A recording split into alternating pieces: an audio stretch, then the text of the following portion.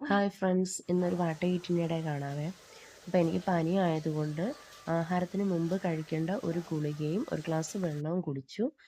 ഗുളിക കഴിച്ച് അരമണിക്കൂർ കഴിഞ്ഞതിന് ശേഷം ഒരു ബൂരിയും ഉള്ളിക്കറിയും കൂടാണ് എടുത്തത്. പിന്നെ അതിൻ്റെ കൂടെ ഒരു ഗ്ലാസ് ചായയും ഉണ്ടായിരുന്നു. ബൂരി നല്ല സോഫ്റ്റ് ആയിരുന്നു കേട്ടോ. അങ്ങനെ ബൂരിയും ഉള്ളിക്കറിയും കൂട്ടി കഴിച്ചു. ആഹാരം കഴിച്ചതിന് ശേഷമുള്ള ഗുളിക 2 ഉണ്ടായിരുന്നു.